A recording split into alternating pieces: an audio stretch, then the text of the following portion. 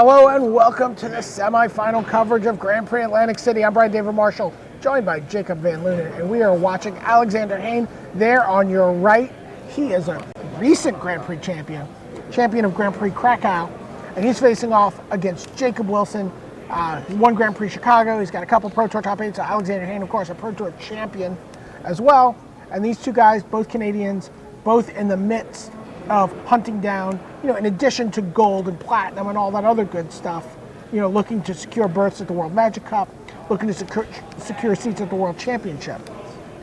Both these guys would love to be captain of the Canadian national team, and right now the two of them are pretty much in a heat with one another for who is going to lead the Canadian team. Yeah, I mean, Jacob's got a little bit of an edge, but knocking him out here and winning for Alexander Hayne, might make a little headway there. Okay, so meanwhile we've had a flurry of action. Looks like Sidisi's Faithful has been successful in blocking Dromoka's Warrior, but the Coligan Forerunners. Yeah, they met with defeat at the hands of Jacob Wilson, but Jacob only has 2 lands here.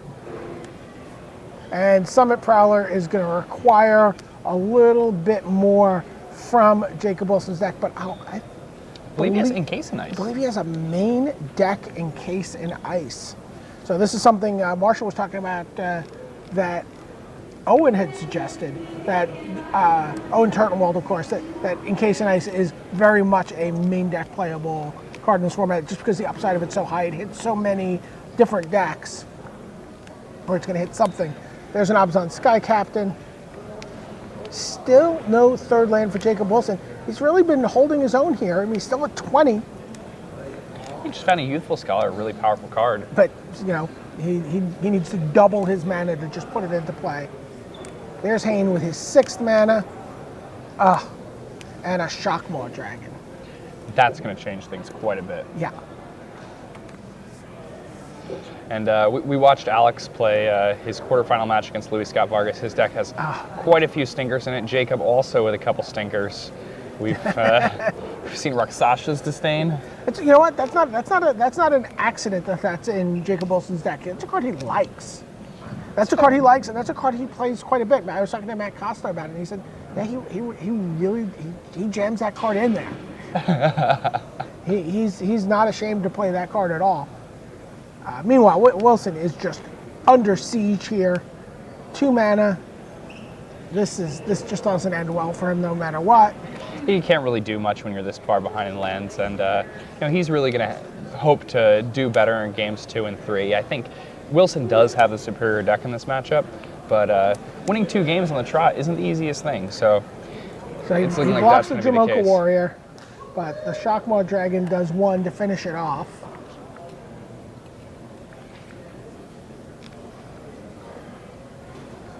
Shockmaw the best of that cycle of dragons?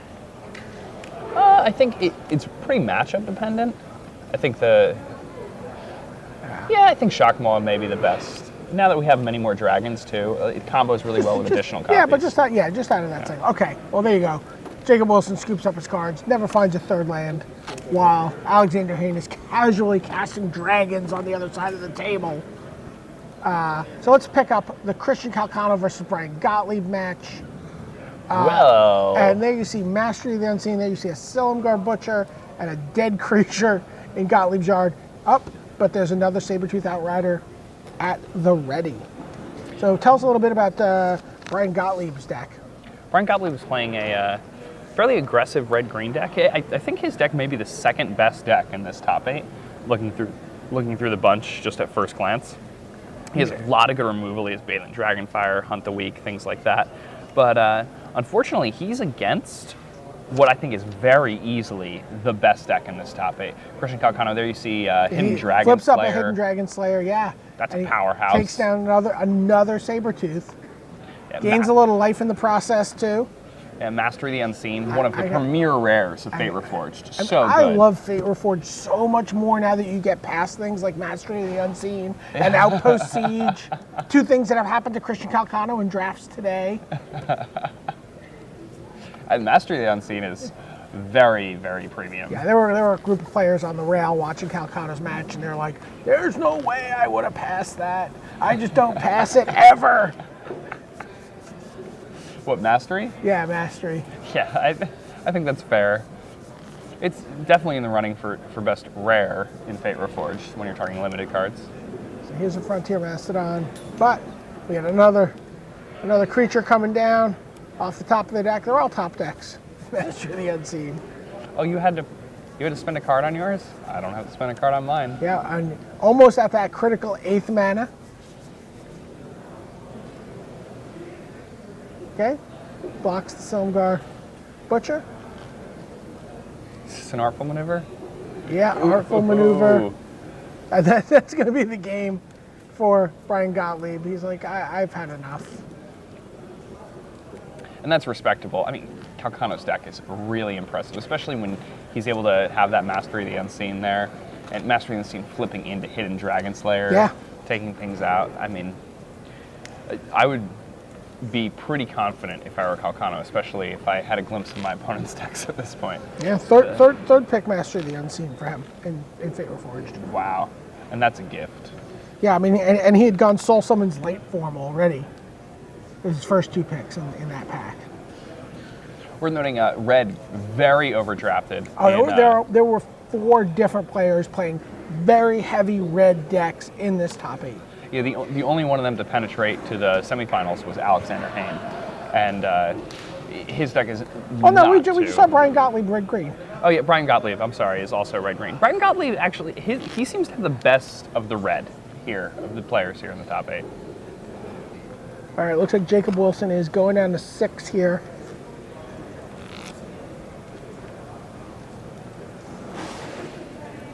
Be a huge boost for Alexander Hayne.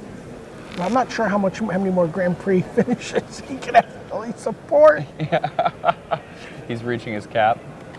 Oh, he's definitely reached his cap. But the question is, will it win?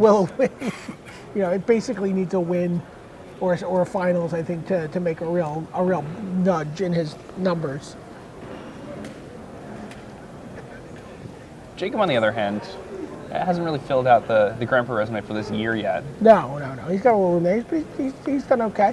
Yeah, I mean, He's done well at the Pro Tour. Top hitting a Pro Tour makes up for that in spades, so. See Jake Alexander being very, very careful to look the other way while he shuffles his opponent's deck. Always wise. And it's good to do that just in practice because it keeps your opponent more comfortable. So Alex reflexively just almost drew 7 cards, but caught himself before he picked up his hand. So the judge randomly just, I'll take this card, put it on top of your deck. It is what it is. I'm sorry, Jacob. Is Jacob able to keep this hand? It doesn't look like it. He's got a 1-lander here, and it looks like it's 5 blue cards in a swamp, so it's pretty tough. Jacob going down to 5. Ooh, he looked at the top card. Punishing himself. Yeah, just give you, Jacob's got 16 basic lands in his deck. And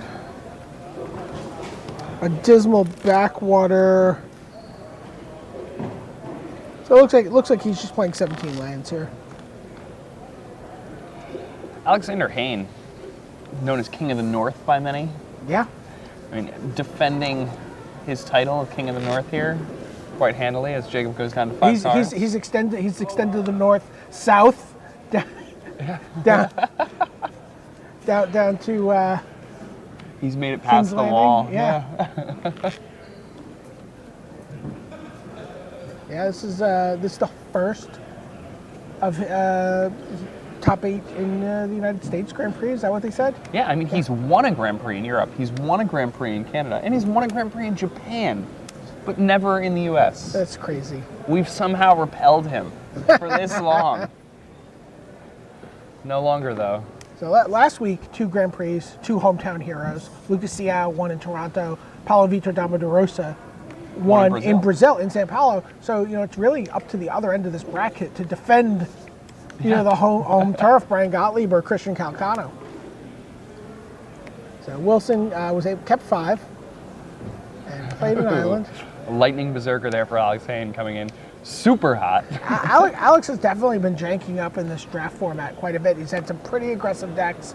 He's really been playing cards with just low cost and a lot of tricks to finish things off. Oh, wow, that's pretty rough. Not only does he mulligan to 2, but a Sipsig Icebreakers means Jacob Wilson has to discard a card to get his 3-drop into play. So Enduring Victory discarded by Alexander Hayne, Ruthless Deathbang discarded by Wilson. And there's a Colligan Forerunners. Yeah, which is looking pretty good in Alexander Hayne's deck, actually. But the Cobra. But the Cobra puts the brakes on Cobra pretty hard here. Yeah, that's what that card does. So good. That is absolutely what that card does. It's one of my favorite uncommons in the set. If you look at the various post-Pro Tour pick orders from the super teams, Cobra was very, very high on their uncommon lists. I know the Pantheon, in particular, had it as one of the big cards for them. I imagine Gravecrawler, like obviously, yes. Over that.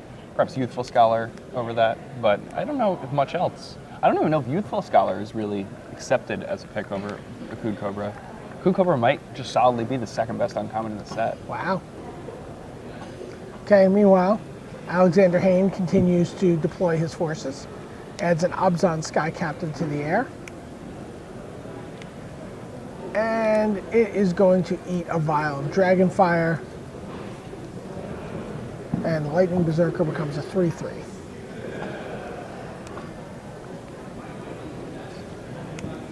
Yeah, still only one mountain there for Alexander Hayne, so the Lightning Berserker cannot trade with that Cobra. He's happy. He's just pecking away for one in the air. The way Magic was intended to be played. Absolutely. Ooh, now he's going to be pecking for a little more. Even Sunstriker attacks for a lot of damage.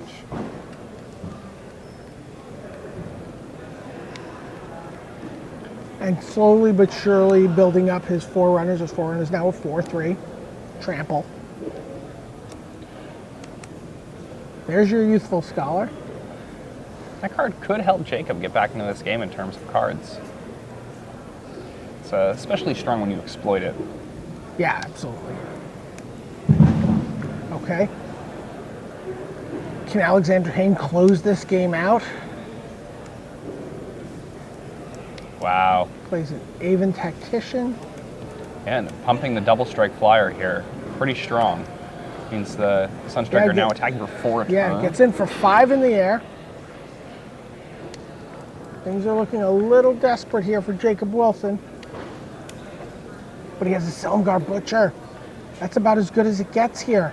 Absolutely. Draw 2 cards, kill your double striker, find a Dismal Backwater, gain a precious dram of life. Yeah. It's a whole extra turn. That's practically a time walk here.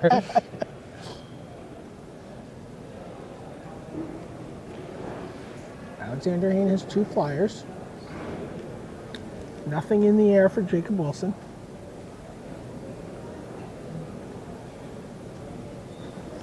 Berserker does have the ability to trade with the Cobra now, but will just get traded with the Butcher if he chooses to attack, so he's going to have to find something to deal with that first. Still, 3 points of power in the air. Good for Alex Hayne.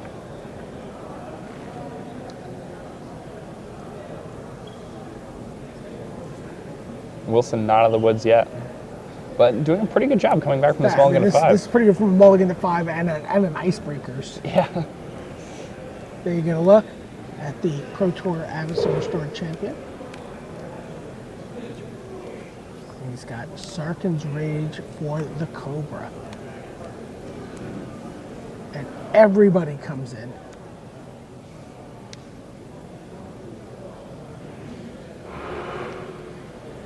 Butcher gets to trade with either the Lightning Berserker or the Kolaghan's Forerunners. But not both. And the Sipsig Icebreakers doesn't have a good block here. Nope. Despite Alex playing so many inexpensive creatures, he has managed to get enough value out of each where Jacob just doesn't have a good block with that 2/3. that he spent multiple cards on. Yeah, this seems to be what Alexander Hayne likes to do in this format.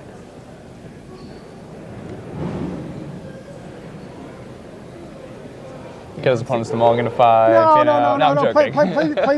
Play these like kind of like consistently cheap, janky creatures, and then finish his opponent off with just like spells. He's like, get him to 5, get a Sarkhan's Rage, play a War Flare. So he decides to put both creatures in front of the trampling Kolaghan Forerunner. So, it doesn't really change anything for him. But what it does is it soaks up that extra point of trample. He saves himself 1 point of life by putting both creatures in front there. Now we have a Reach of Shadows in hand. I mean, it's 2 lands and a Reach of Shadows. Not the greatest spot still. It looks like he's going to be in chump blocking mode next turn. Yeah, he can't let that Lightning Berserker through. He can go to 2 in the air. And use the Reach of Shadows and Lightning Berserker, but then, then he's kind of playing the outs, I suppose. Yeah. So you could always draw, some type of big flyer if he still has one in his deck. There is a Ruthless Deathfang. Ruthless Deathfang's in his graveyard. Okay.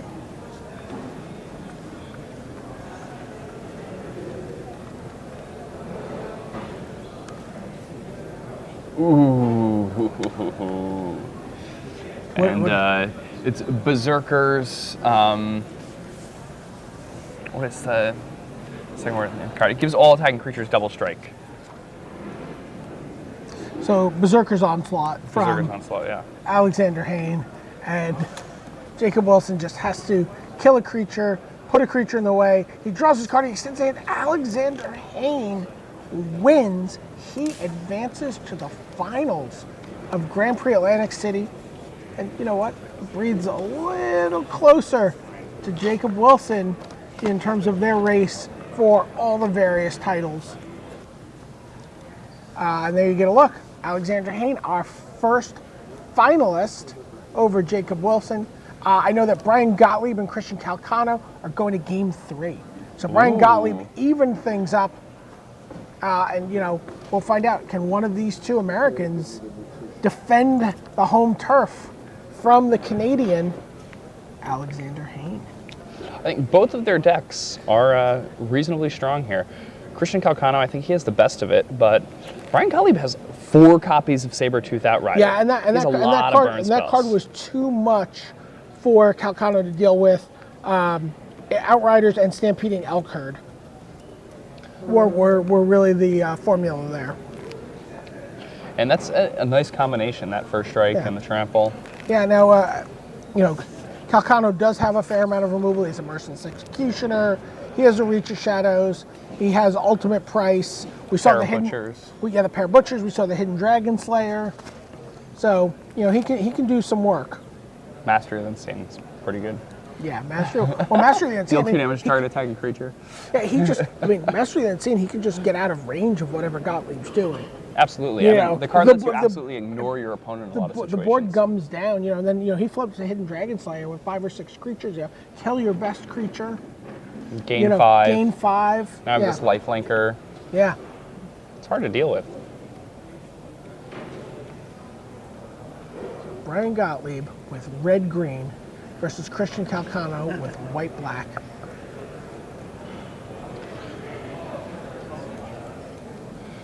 Brian Gottlieb played some pickup basketball with us on Friday. Oh, really? Yeah. Who did he know to get into that game?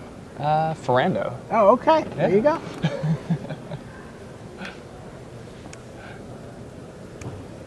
Okay, so there's a Dramoka Warrior. Great turn 2 play, especially when you're on the play. Apply some quick pressure. If your opponent doesn't have a 2-drop, that's 3/1. Some damage quick. And there's Dragon Fodder. A pair of 2-drops. Yeah, and those match up really well against the Warrior on Calcano's side of the table.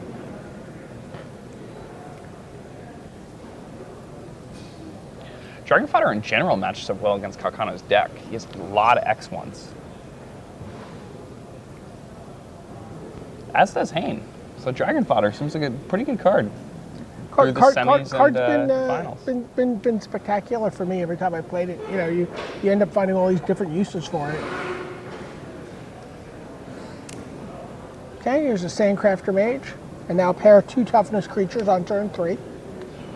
Very reasonable.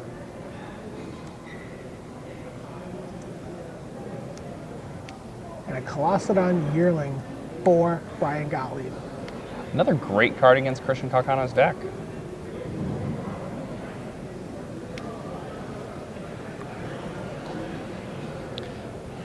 Is that a Butcher's Glee, I see? It is a Butcher's Glee. I'm curious to see how Calcano tries to deploy this. He's got some options. Can he just jam both these creatures in right now and see what, you know... You're going to get some blocks if you do that. I'd be pretty sure of that.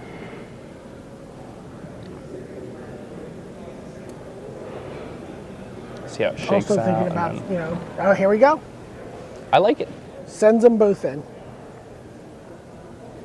So you're going to double block one of my guys. You're going to put the Yearling in front of something. Or are you chicken? The implied message in the attack. The obvious block seems to be Yearling to Sandcrafter Mage and then double block the Warrior, which gives us an okay Butcher's Glee from Calcano's end.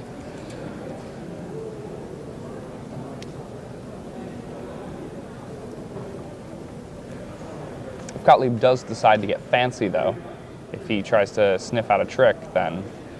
Yeah, it looks like he's just going to take it. He's picked up his pen. That can only mean 2 things. All right, it only meant one thing. He's taking the damage. Okay, and then a follow-up play from Calcano. He casts Soul Summons and manifests an unknown card onto the battlefield. Ooh, fails to find a 4th land. That could spell some trouble. You know, Outriders are sure to be in the future here for Gottlieb. Yeah, I mean, he's got 4 of them. 1 in every 10 cards that he draws is Sabertooth Outrider here.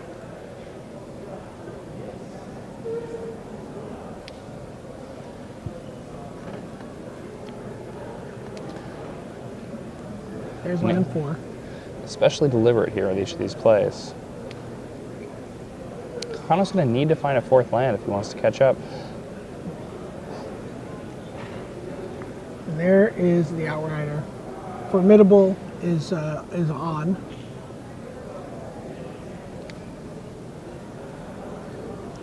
Just a little more information as to why we didn't get blocks from prior. And Calcano just gets in with everybody. I like it. I think this is the type of play that you need to be making if you want to stay in a game like this.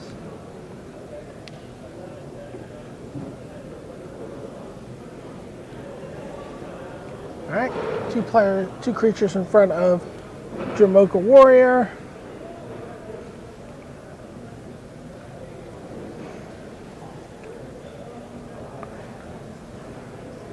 Colossadon Yearling in front of the Manifest. So this is kind of the obvious block from last turn Right. that we talked about. Only instead of blocking the Mage, he's blocking the Manifest here.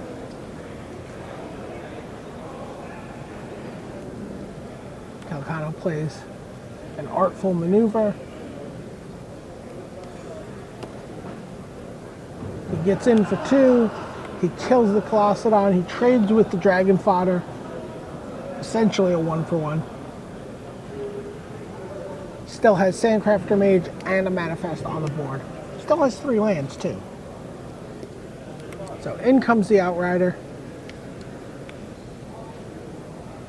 5th land for Brian Gottlieb, which could mean impending elk herd. And there's another Sabertooth Outrider. that extra point of life actually pretty relevant here, considering Christian Calcano may be trying to go for some type of alpha strike with Butcher's Glee at some point. He really wants his opponent to be at an odd life total as a result. Okay, there's the artful maneuver. It hits the Sandcrafter Mage. think Still no Calcano may match. have found a land there. I'm not sure. He attacks for 6. Gottlieb's at 8. Merciless Executioner. Pretty nice one. So Calcano sacrifices his Sandcrafter Mage. Gottlieb loses a Sabertooth Outrider. All of this on 3 mana from Calcano. Yeah, really just clawing his way through here. And if he's able to get through both those creatures, then the game ends. There's a Butcher's Glee. Yeah. Another Outrider. As we're seeing now, they he drops- definitely travel in packs. Yeah. Drops Calcano to 12. Gottlieb is at 8.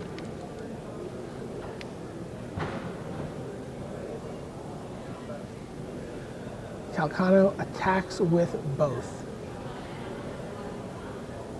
All right, Gottlieb's saying he's going to take it, and I think that's the announcement. I take it. So Calcano got to decide whether or not he wants to pull the trigger here. I think kind of have to. Does he want to get blown out? Does he know if there's a twin bolt or? Yeah, I mean, There if there's is a a twin twin- bolt, there it's, is a it's twin bolt. disaster mode here. But Yeah. I don't think you have. I don't think you can afford to play around that. And I also think that twin bolt might have been deployed already at this point. There were a lot of really good opportunities to play that. Brian would have had to have drawn it in the last, Sure. 2 or 3 turns. So it comes down to this. Will Calcano pull the trigger on the Butcher's Glee? And will Brian have the answer? That's the question here.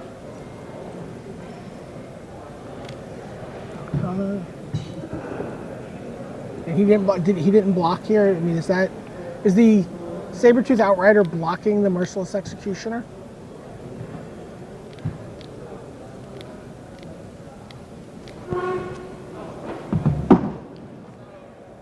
Fortunately, we don't have player audio in our ears, so just double checking.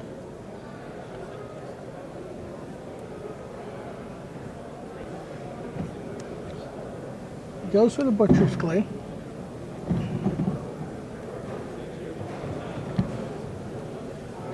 I have to assume this was no blocks then. Yeah, especially with on that manifest there.